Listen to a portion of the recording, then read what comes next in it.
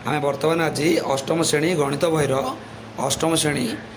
बहिर प्रथम अध्याय सेट को बर्तमान भल भाव बुझा आर समस्त प्रश्न उत्तर आलोचना करवा बुझीगला। देखु सेट कौन पढ़िया सेट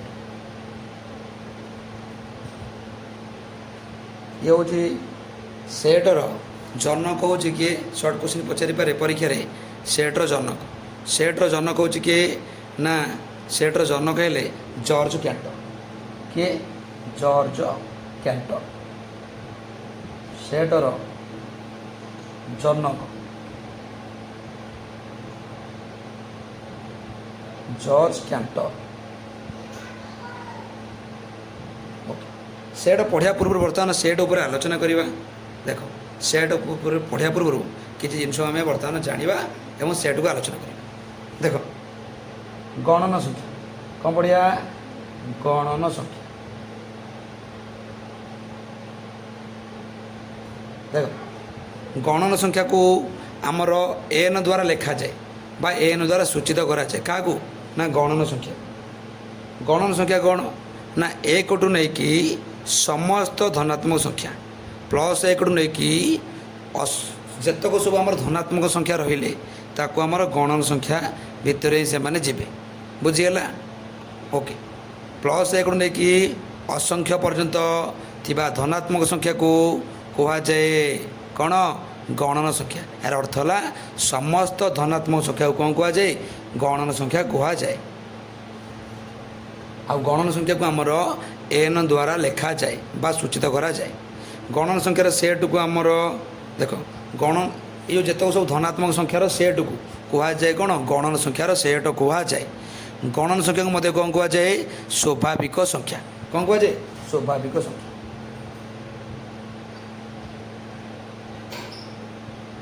गणन संख्या को एन द्वारा लिखा जाए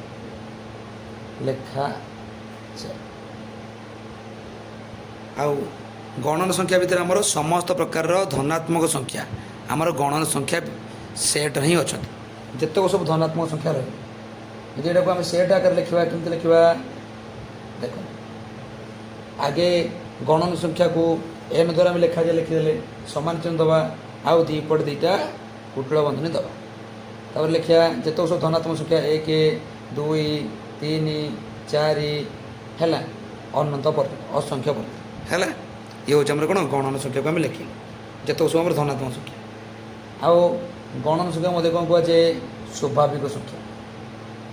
गणन संख्या को स्वाभाविक संख्या कह स्वाभाविक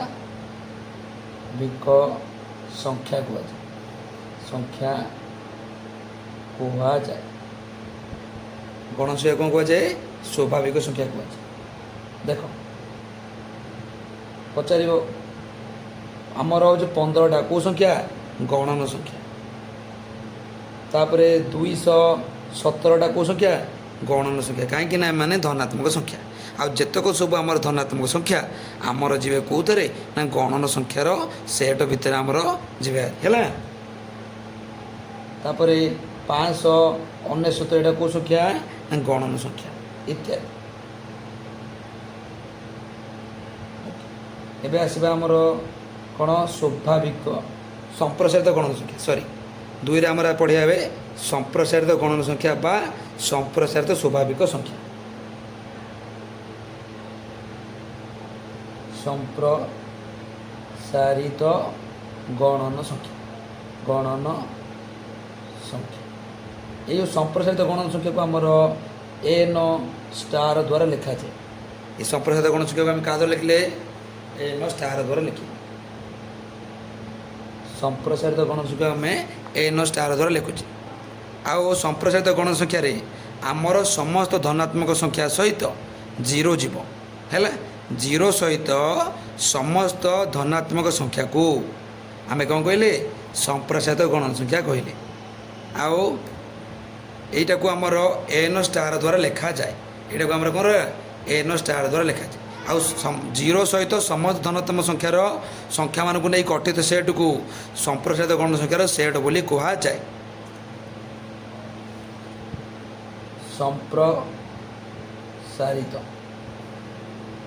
ସମ୍ପ୍ରସାରିତ ଗଣନ ସଂଖ୍ୟାକୁ ସ୍ୱାଭାବିକ କ'ଣ କୁହାଯାଏ ନା ସ୍ୱାଭାବିକ ସଂଖ୍ୟା କୁହାଯାଏ। ସମ୍ପ୍ରସାରିତ ସ୍ୱାଭାବିକ ସଂଖ୍ୟା। ସମ୍ପ୍ରସାରିତ ଗଣନ ସଂଖ୍ୟା କ'ଣ କୁହାଯାଏ ନା ସମ୍ପ୍ରସାରିତ ସ୍ୱାଭାବିକ ସଂଖ୍ୟା କୁହାଯାଏ। ସମ୍ପ୍ରସାରିତ ସ୍ୱାଭାବିକ ସଂଖ୍ୟା କୁହାଯାଏ।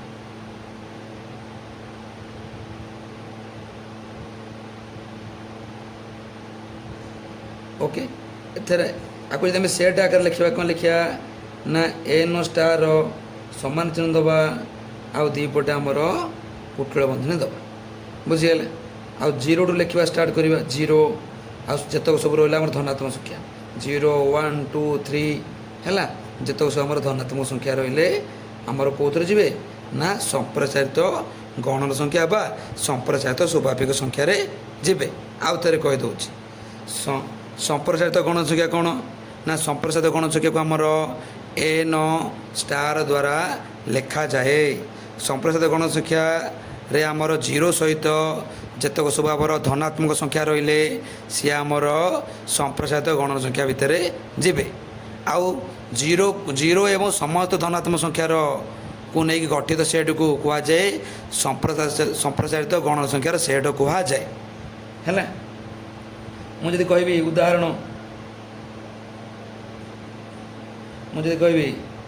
ଦେଖ ଉଦାହରଣ ମୁଁ ଯଦି କହିବି 718 ଏଇଟା ଆମର କେଉଁ ସଂଖ୍ୟାଟା ନା ଏଇଟା ହେଉଛି ଆମର ଧନାତ୍ମକ ସଂଖ୍ୟା।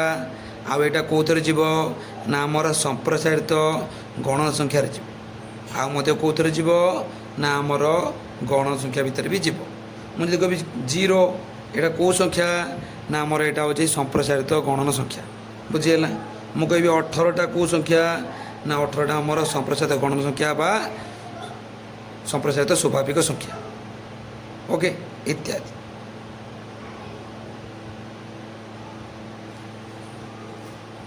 ଦେଖ ଆମର କ'ଣ ରହିଲେ ଏବେ ଏଇଟାକୁ ଆମେ ଏମିତି ଲେଖିପାରିବା ବି କ'ଣ ଲେଖିପାରିବା ନା ଆମର ଗଣନ ସଂଖ୍ୟାଟା କାହା ଭିତରେ ଅଛି ନା ଆମର ଗଣନ ସଂଖ୍ୟାଟା ଆମର ଅଛି ସମ୍ପ୍ରସାରିତ ଗଣନ ସଂଖ୍ୟା ଭିତରେ ଅଛି। ଦେଖ ଏକଠୁ ନେଇକି ସମସ୍ତ ଧନାତ୍ମକ ସଂଖ୍ୟାକୁ ଆମେ କହିଲେ ଗଣନ ସଂଖ୍ୟା ଏବଂ ସେଇ ଏକଠୁ ନେଇକି ସମସ୍ତ ଧନାତ୍ମକ ସଂଖ୍ୟା ଆମର ସମ୍ପ୍ରସାରିତ ଗଣନ ସଂଖ୍ୟା ଭିତରେ ଅଛି। ଆମେ ଏହାକୁ ଲେଖିପାରିବା ଏନ୍ ଉପସେଟ ଏନ୍ ଷ୍ଟାର। କାହିଁକି ନା ଆମର ଗଣନ ସଂଖ୍ୟାଟା ସବୁ ଯାକେ କେଉଁଠି ଅଛନ୍ତି ନା ସମ୍ପ୍ରସାରିତ ଗଣନ ସଂଖ୍ୟାରେ ଅଛନ୍ତି। ଓକେ, ତାପରେ ଏବେ ଆଗକୁ ଯିବା। ଏବେ ପୂର୍ଣ୍ଣ ସଂଖ୍ୟା କ'ଣ ପଢ଼ିବା? ପୂର୍ଣ୍ଣ ସଂଖ୍ୟା।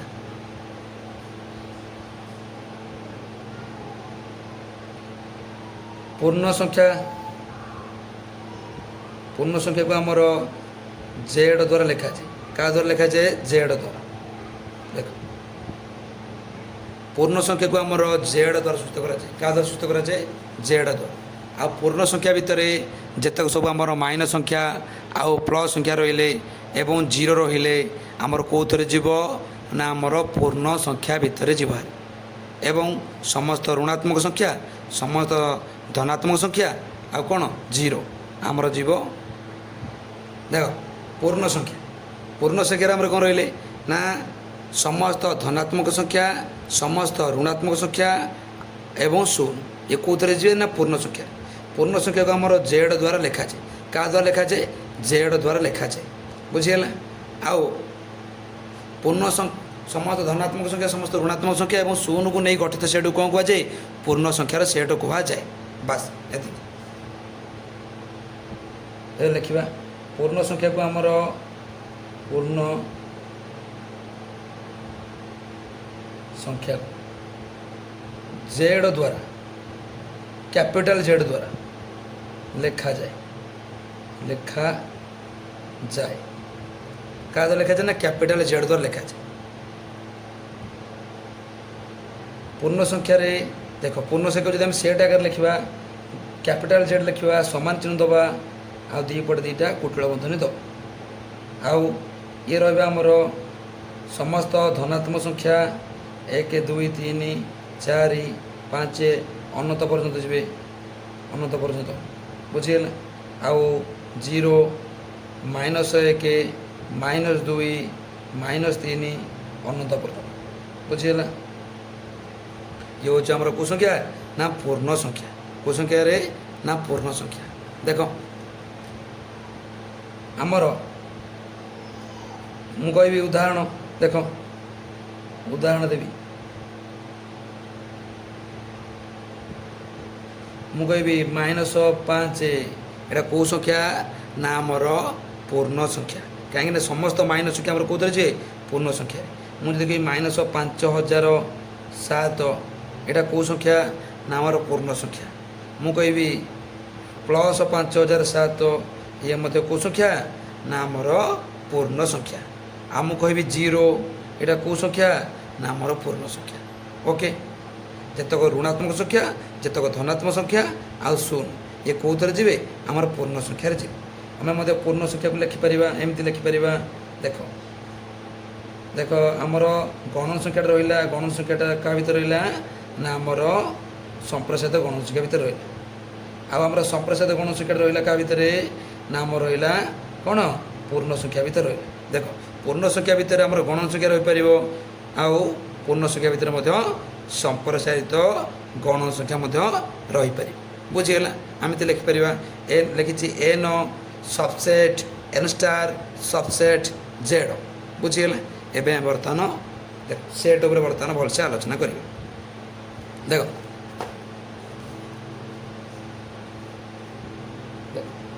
सेट सेट आम लिखा प्रणाली सेट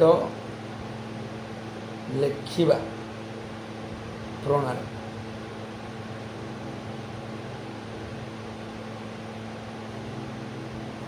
सेट लिखा प्रणाली देख सेट को सब लिखला बेले कौ लेटर लिखा जाए बड़ लेटर बड़ कैपिटल लेटर लिखा जाए सेट को लिखला बेले सब कैपिटल लेटर लिखा जाए एवं सेट मध्य जो उपादान लिखा जाए कौन ना कमा कमा देके प्रत्येक उपादान लिखा जाए आउ कौन लिखा जाए ना सेट भितर सब आमर कौन लिखा जाए देख आउ थे आमर कौन सेट लिखार प्रणाली सेट को आम सब कैपिटल लेटर ही लिखा एवं समान चिन्ह दबा कौन रखा ना कुटिल बंधनी मध्य आम उपादान गुड़ी को लिखा आ उपादान गुड़ी को लिखला बेले आम कमा कमा देके लिखा एवं आउ सेट जो कुटिल बंधनी भितर जो आम जो एबीसीडी जो लिखा सान एबीसीडी को आम कौन उपादान भाव में लिखिपर बड़ एबीसीडी आम के भी उपादान भाव में लिखिपर ना आ उपादान को जो लिखा आम कमा देके लिखा कि लिखा कमा देके लिखा ओके बस ए लिखा सेट को कैपिटल लेटर लिखा जाए कैपिटल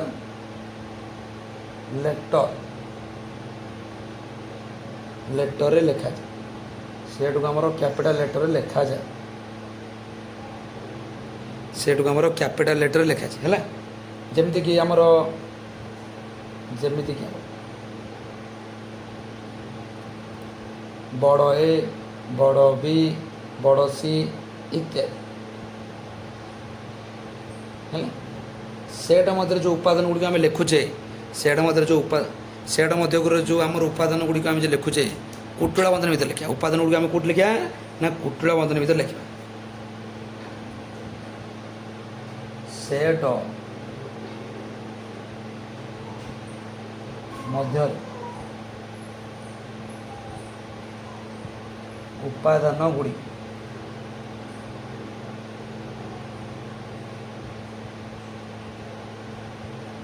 कुटिल बंधन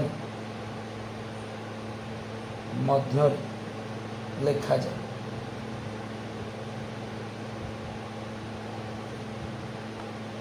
एवं आम उपादान गुड़ लिखला बेले केमती लिखुचे ना कमा देख लिखुचे कुटिल बंधनी मध्य जो उपादान गुड़िक लिखा कमा देक लिखा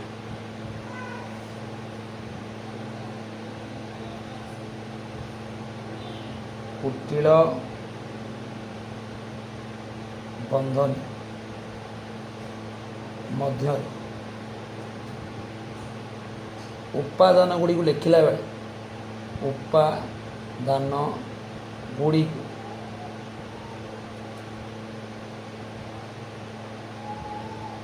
लिखला बेले कमा दे लिखा जाए कमा दे लिखा जाए बुझीगला बास आउ कौन रहा ना कहली आम जो कुटिल बंधन भर जो उपादान गुड़ी लिखा सान एबीसीडी को लिखा सान एबीसीडी को लिखा सेट मध्य जो आम जो लिखुचे उपादान गुड़ी जो लिखुचे जो आम सान एबीसीडी लिखा सेट मध्य जो आम जो एबीसीडी लिखा कुटिल बंधन मध्य जो आम उपादान गुड़ी को लिखा सान एबीसीडी लिखा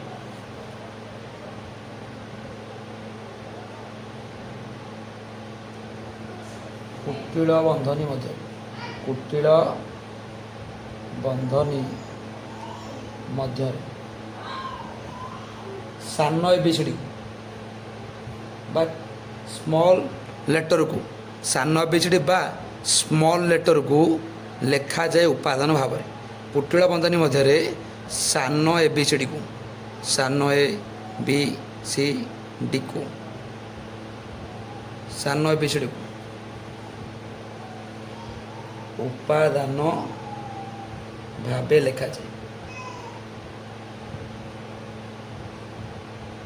ओके आउ कौन देख आउ थे कही दूँ सेट लिखा प्रणाली सेट को कैपिटल लेटर रे लिखा जाए जमीक कि ए बी सी डी इत्यादि सेट मध्य उपादान गुड़ी को कुटिल बंधनी मध्य लिखा जाए सेट मध्य उपादान गुड़ी को आम कि लिखा कुटिल बंधनी भितर लिखा तो कुटिल बंधनी मध्य उपादान गुड़ी को लिखला बेले कि लिखा कमा देकी लिखा तापर लिखा कौन ना कुटिल बंधनी मध्य सान एबीसीडी को उपादान भाव लिखा जाए बास देखो एबे देखो संपूर्ण सेट को हम लिखा उदाहरण मोटे सेट मन कर ये कौन ए सेट देख सेट को लिखला बेले कैपिटल लेटर लिखे सेट ना लिखला बेले कहीं देखिए कैपिटल लेटर लिखे समान चिन्ह देवे आओ दीपट दीटा कुटिल बंधनी देवे बुझीगला तापर कौन करेंगे आउ आ भितर जो उपादान गुड़ी को लिखे जमीक कि 1 2 3 4 5 है जो उपादान गुड़ी को लिखिले कमा कमा दे दे लिखिले बुझीगला आउ जब मोर सपोज गोटे सेट नेली बी सेट कौन नेली बी सेट सेट्र नाटा कौन बर्तमान बी सेट आ बड़ बी द्वारा लिखा केवे भी सान बी लिखब ना सेट्र ना केवे भी सान बी लिखब ना सान एबीसीडी केवे लिखब ना तापर कुटिल बंधन भितर आम कौन लिखा ना उपादान गुड़ी लिखा आउ जो आम कुटिल बंधन भितर जो सान एबीसीडी जो उपादान भाव लिखुचे कुटिल बंधन भितर आम सान एबीसीडी को आम उपादान भाव लिखिपर जमीक कि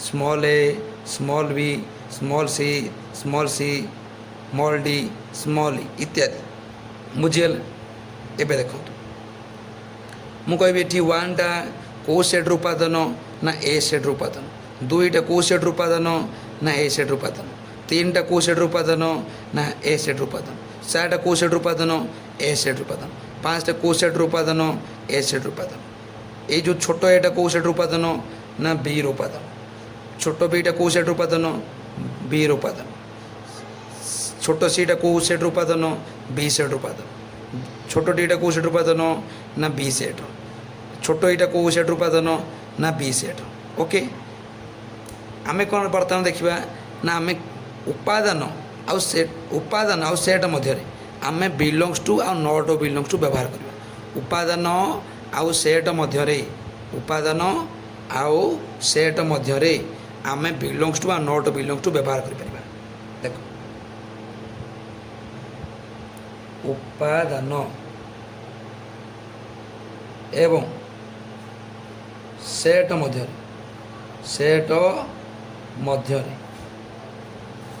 बिलोंग्स टू ଓ ନଟ୍ ବିଲଙ୍ଗସ୍ ଟୁ ବ୍ୟବହାର କରାଯାଏ। ବ୍ୟବହାର କରାଯାଏ କ'ଣ କରାଯାଏ? ବିଲଙ୍ଗସ୍ ଟୁ ଆଉ ନଟ୍ ବିଲଙ୍ଗସ୍ ଟୁ ବ୍ୟବହାର କରାଯାଏ। ଦେଖ ଯେମିତି ଦେଖ ମୁଁ କହିଲି ଏଠି ଦୁଇଟା ଏ ସେଟ୍ର ଉପାଦାନ, ତାହେଲେ ଲେଖିପାରିବ ଦୁଇ ବିଲଙ୍ଗସ୍ ଟୁ ଏ ସେଟ୍, କାରଣ ଦୁଇଟା ଏ ସେଟ୍ର ଗୋଟେ ଉପାଦାନ। ତିନିଟା ବର୍ତ୍ତମାନ ଦେଖ ଏ ସେଟ୍ର ଉପାଦାନ, ଲେଖିପାରିବା ତିନି ବିଲଙ୍ଗସ୍ ଟୁ ଏ। ଆଉ ଏକଟା ମଧ୍ୟ ଏ ସେଟ୍ର ଉପାଦାନ, ଲେଖିପାରିବା ଏକ ବିଲଙ୍ଗସ୍ ଟୁ ଏ।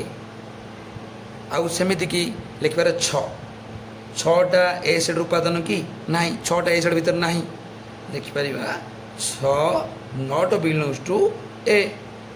ସେମିତି ଆମେ ଲେଖିପାରିବା ଏ, ଦେଖନ୍ତୁ ଛୋଟ ଏ ବିଲଙ୍ଗସ୍ ଟୁ କ'ଣ ନା ବି ସେଟ୍, କାହିଁକିନା ଛୋଟ ଏଟା ବି ସେଟ୍ରେ ଅଛି, ଆଉ ଛୋଟ ବି ବିଲଙ୍ଗସ୍ ଟୁ ବଡ଼ ବି, କାରଣ ବି ସେଟ୍ ଭିତରେ ଅଛି। ଛୋଟ ସିଟା ବର୍ତ୍ତମାନ ଦେଖ ବି ସେଟ୍ ଭିତରେ ଅଛି, ଲେଖିବାର ଛୋଟ ସି ବିଲଙ୍ଗସ୍ ଟୁ ବି। ମୋତେ ପଚାରିଥାନ୍ତା ଛୋଟ ଏଫ୍ ଅଛି କି ବି ସେଟ୍ରେ? ନାହିଁ, ଥିଲେ ଲେଖିବ ବିଲଙ୍ଗସ୍ ଟୁ, ନଥିଲେ ଲେଖିବ କ'ଣ ନଟ୍ ବିଲଙ୍ଗସ୍ ଟୁ। ଛୋଟ ଏଫ୍ଟା ନାହିଁ ବି ସେଟ୍ରେ, ଲେଖିବା not belongs to B set. ବୁଝିଗଲା? ଓକେ। ଏବେ ଆମେ କ'ଣ କରିବା? ସେଟ୍ ଆମେ ବର୍ତ୍ତମାନ ଆଲୋଚନା କରିବା କ'ଣ ନା ସରନ୍ତି ସେଟ୍, ଅସରନ୍ତି ସେଟ୍, ଆଉ କ'ଣ ଶୂନ୍ୟ ସେଟ୍। ସରନ୍ତି ସେଟ୍, ଅସରନ୍ତି ସେଟ୍ ଆଉ ଶୂନ୍ୟ ସେଟ୍ ଉପରେ ଆମେ ଆଲୋଚନା କରିବା। ଦେଖ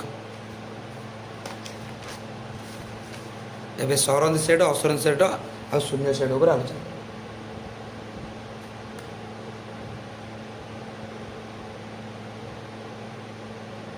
ସରନ୍ତି ସେଟ୍, ସରନ୍ତି ସେଟ୍ କ'ଣ ନା ସରନ୍ତି ସେଟ୍। ଦେଖ ସରନ୍ତି ସେଟ୍କୁ ଆମେ ପଢ଼ିବା ପୂର୍ବରୁ ମୁଁ ଆଉଥରେ ସେଟ୍ ଲେଖିବା ପ୍ରଣାଳୀ ଆଉଥରେ କହିଦେଉଛି, ତାପରେ ଆମେ ସରନ୍ତି, ଅସରନ୍ତି ଆଉ ଶୂନ୍ୟ ସେଟ୍ ବିଷୟରେ ଆଲୋଚନା କରିବା। ଦେଖ ସେଟ୍ ଲେଖିବା ପ୍ରଣାଳୀ, ସେଟ୍କୁ ଆମର ଲେଖାଯାଏ, ସେଟ୍କୁ ଆମେ କ୍ୟାପିଟାଲ ଲେଟର୍ ଲେଖିବା, ଯେମିତିକି ବଡ଼ ଏ, ବଡ଼ ବି, ବଡ଼ ସି। ସେଟ୍ର ନାଁକୁ ଆମେ କ୍ୟାପିଟାଲ ଲେଟର୍ରେ ଲେଖିବା, ଯେମିତିକି ବଡ଼ ଏ, ବଡ଼ ବି, ବଡ଼ ସି, ବଡ଼ ଡି ଇତ୍ୟାଦି। ଆଉ ସେଟ୍ ମଧ୍ୟରେ ଉପାଦାନ ଗୁଡ଼ିକୁ କୁଟିଳ ବନ୍ଧନୀ ମଧ୍ୟରେ ଲେଖାଯାଏ। କେଉଁ ବନ୍ଧନୀ ମଧ୍ୟରେ? କୁଟିଳ ବନ୍ଧନୀ ମଧ୍ୟରେ ଲେଖାଯାଏ। ଆଉ କୁଟିଳ ବନ୍ଧନୀ ମଧ୍ୟରେ ଉପାଦାନ ଗୁଡ଼ିକୁ ଲେଖିଲା ବେଳେ କେମିତି ଲେଖିବା? କମା ଦେଇକି ଲେଖିବା। ତାପରେ କୁଟିଳ ବନ୍ଧନୀ ମଧ୍ୟରେ ସାନ ଏବିସିଡ଼ିକୁ ଉପାଦାନ ଭାବେ ଲେଖାଯାଏ। ଯେମିତି ଉଦାହରଣ ଗୋଟେ ସେଟ୍ ଦେଇଦେଲି, ଏ ସେଟ୍, ସେଟ୍ର ନାଁକୁ ସବୁବେଳେ ବଡ଼ ଲେଟର୍ରେ ଲେଖିବ, ଯେମିତିକି ଏଠି ଲେଖା ହେଇଛି ବଡ଼ ଏ ଇକ୍ୱାଲ୍ ଟୁ, କୁଟିଳ ବନ୍ଧନୀ ଭିତରେ ଉପାଦାନ ଗୁଡ଼ିକ ଲେଖିବା କହିଥିଲି, ଆଉ ଉପାଦାନ ଗୁଡ଼ିକ ଲେଖିଲା ବେଳେ କେମିତି ଲେଖିବା ନା କମା ଦେଇକି ଲେଖିବା, 1, 2, 3, 4, 5। ଏ ବର୍ତ୍ତମାନ ହେଲା କେଉଁ ସେଟ୍? ଏ ସେଟ୍। ଆଉ ସେମିତି ଦେଖ ଉଦାହରଣ, ଆଉ ଗୋଟେ ଉଦାହରଣ ହେଉଛି କ'ଣ ବି ସେଟ୍ ଦେଖିଛି, ବି ବଡ଼ ବି ଲେଖିଦ, ଏ ସେଟ୍ ନାଁ କ'ଣ ବି ସେଟ୍, ବଡ଼ ବି ଲେଖିଦେଇଛ, ସମାନ ଚିହ୍ନ ଦେଇଛ, ଆଉ କୁଟିଳ ବନ୍ଧନୀ ଲେଖିଛ, ଆଉ କୁଟିଳ ବନ୍ଧନୀ ଭିତରେ ଯାହା ଲେଖା ହେଲା ସିଏ ହେଉଛି ଆମର ଉପାଦାନ। ଦେଖ ଛୋଟ ଏ, ଛୋଟ ବି, ଛୋଟ ସି, ଛୋଟ ଡି, ଛୋଟ ଇ, ଆକୁ ଉପାଦାନ ଭାବେ ଲେଖାଯାଇଛି। ହେଲା ଦେଖ ଆଉ କ'ଣ କହିଲି, ଯଦି ଦେଖ ଏ ସେଟ୍କୁ ଦେଖିଦିଅ, ଏ ସେଟ୍ରେ 1, 2, 3, 4, 5 ଏ ସେଟ୍ର ଉପାଦାନ ବୋଲି କୁହାଯାଏ। ଆଉ ଆ ଛଡ଼ା ଯାହା ପଚାରିବ, ଯଦି ପଚାରିଥାନ୍ତା 6ଟା ଏ ସେଟ୍ର ଅଛି କି, ତୁମେ କହିବ କ'ଣ 6ଟା ଏ ସେଟ୍ ନାହିଁ, ତାହେଲେ ଲେଖିପାରିବ 6 ନଟ୍ ବିଲଙ୍ଗସ୍ ଟୁ ଏ। ଆଉ ତୁମେ ସେଟ୍ ଆଉ ସେଟ୍ ଆଉ ଉପାଦାନ ମଧ୍ୟରେ ତୁମେ ବିଲଙ୍ଗସ୍ ଟୁ ଆଉ ନଟ୍ ବିଲଙ୍ଗସ୍ ଟୁ ଲେଖିବ। ବିଲଙ୍ଗସ୍ ଟୁ କେତେବେଳେ ଲେଖିବ? ଯଦି ଉପାଦାନଟି ସେଇ ସେଟ୍ର ସେଇ ସେଟ୍ ଭିତରେ ଥାଏ ତାହେଲେ ଲେଖିବ ବିଲଙ୍ଗସ୍ ଟୁ, ଆଉ ଯଦି ନଥାଏ ଲେଖିବ ନଟ୍ ବିଲଙ୍ଗସ୍ ଟୁ। ଓକେ, ଆଗକୁ ଯିବା। ଏବେ ସେଟ୍ ପଢ଼ିବା କ'ଣ ନା ଆମର ସରନ୍ତି ସେଟ୍। କେଉଁ ସେଟ୍? ସରନ୍ତି ସେଟ୍। ଦେଖ ସରନ୍ତି ସେଟ୍ ପଢ଼ିବା ପୂର୍ବରୁ ବର୍ତ୍ତମାନ ମୁଁ ଏବେ ସରନ୍ତି ସେଟ୍ ଉପରେ କହିଦେଉଛି। ସରନ୍ତି ସେଟ୍କୁ ଯେଉଁ ସେଟ୍ର ଉପାଦାନ ଗୁଡ଼ିକୁ ଗଣିଲେ ସରିଯାଏ ତାକୁ ସରନ୍ତି ସେଟ୍। ଓକେ, ସରନ୍ତି ସେଟ୍ର ସଂଖ୍ୟା ଲେଖିଦେବା। ଯେଉଁ ସେଟ୍ର ଉପାଦାନ ଗୁଡ଼ିକୁ ଗଣିଲେ ସରିଯାଏ ତାହାକୁ ସରନ୍ତି ସେଟ୍ ସରନ୍ତି ସେଟ୍ କୁହାଯାଏ ଗୋଟେ ଉଦାହରଣ ଦେଇଦେବା। ଦେଖ ସରନ୍ତି ସେଟ୍ ଉଦାହରଣ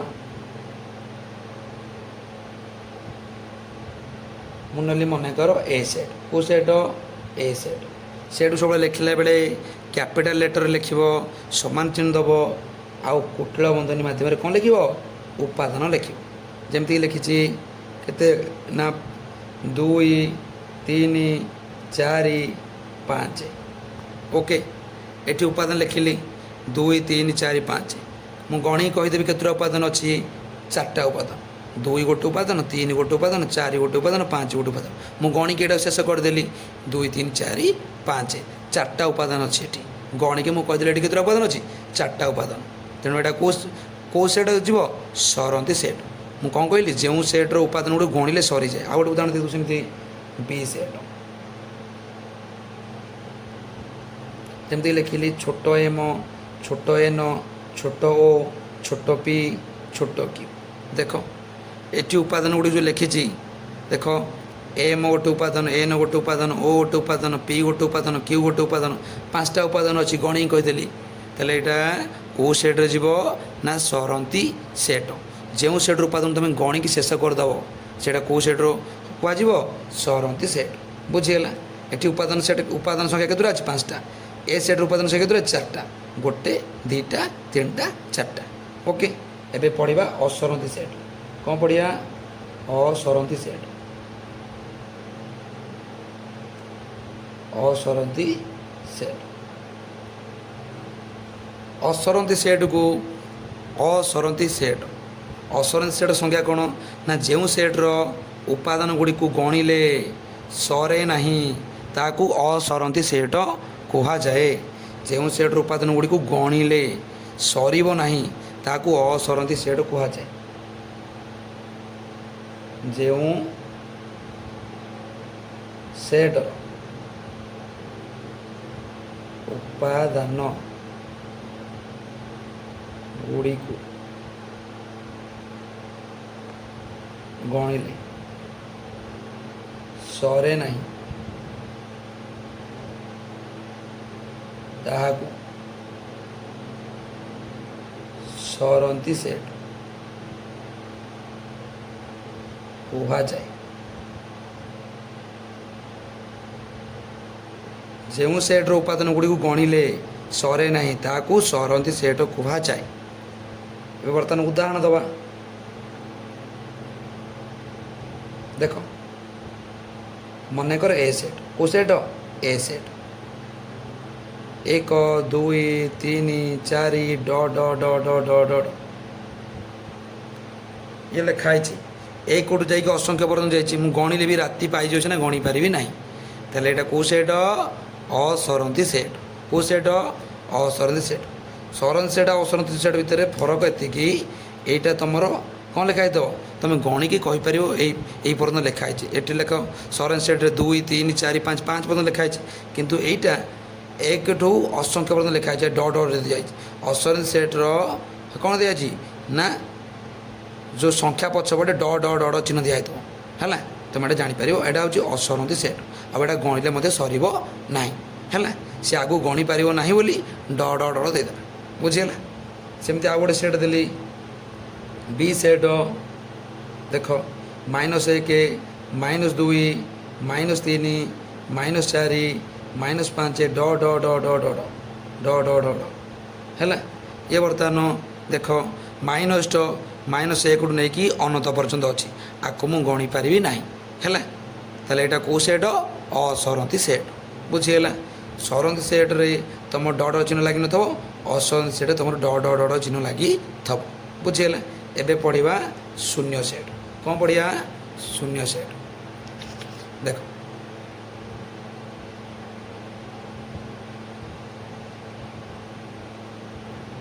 ଶୂନ୍ୟ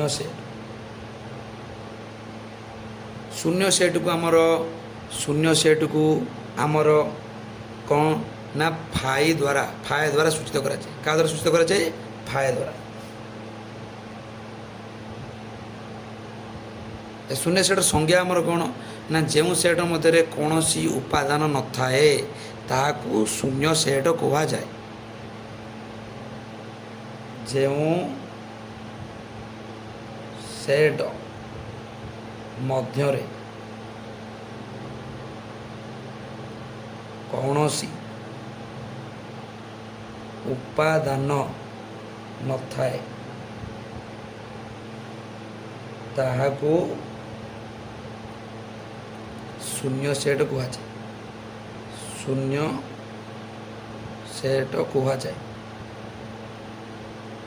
बुझेगा शून्य सेट क्या कह जाए जो सेट मध्य कौन उपादान न थाए आपको क्या द्वारा सूचित कराए ना फाई द्वारा शून्य सेट को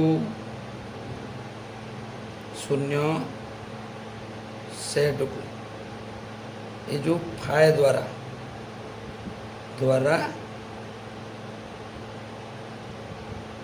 सूचित करा जाए बुझेगा तापर देखो एबे उदाहरण दो उदाहरण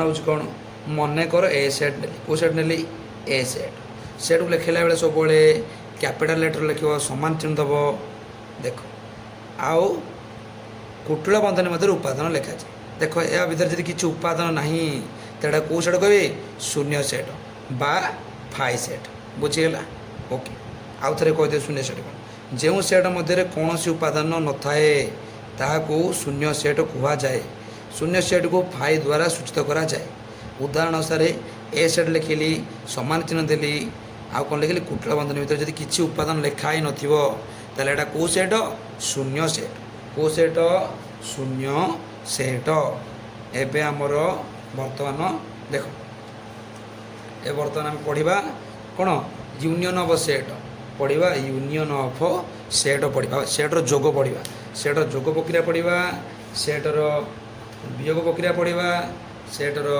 तापर पढ़िया कौन अंतर प्रक्रिया पढ़ा आ उपसेट पढ़ा आगे बर्तमान मैं उपसेट पढ़ी दूँ तापर जोग प्रक्रिया पढ़ाऊँगी तापर सेट्र कौन वियोग प्रक्रिया पढ़ा तापर सेट्र पढ़िया कौन ना छेद प्रक्रिया पढ़िया बुझीगला ओके बर्तमान ए पढ़ाऊँगी सेट्र बर्तमान आम बर्तमान उपसेट पढ़िया कौन पढ़िया उपसेट इंग्लीश कहते सबसेट इंग्लीश कहते कौन सबसेट देख मु जोग वियोग छेद पढ़ा पूर्व प्रक्रिया पढ़ा पूर्व बर्तमान मु उपसेट पढ़ाऊँगी देख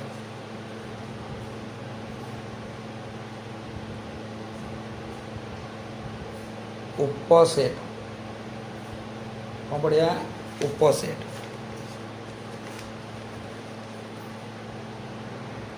देख उपसेट को इंग्लीश में कहते सबसेट कौन कहते